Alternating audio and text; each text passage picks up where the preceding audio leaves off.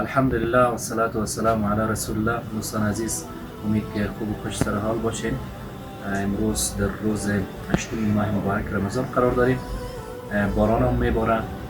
ما از طریق باران رحمت امروز پلان کردیم که افطاری را در یکی از شفاخانه کابل برای پایوزان به نام شفاخانه اتاتورک است اونجا میبریم. جا داره که از خواهر خود فرزانه تشکری کنیم که افطاری را امروز در نظر گرفتن. خدای متعال بر شما مزدش نصیب کنه. انشالله که دیگه آماده است، دیگه باز میکنیم، دعا میکنیم تمام.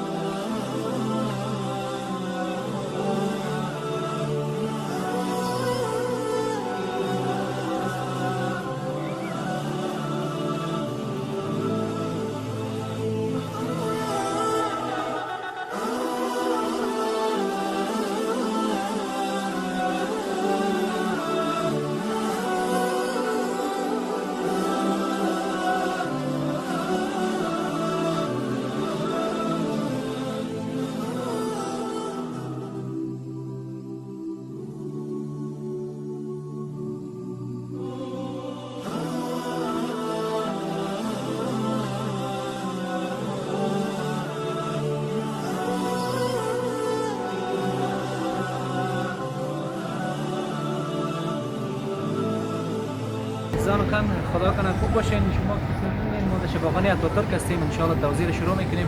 جان سپاس از کسایی که کمک کردن، به خصوص خواهر ما فرزانه. ان شاء الله ما توزیع جریان شروع میکنیم.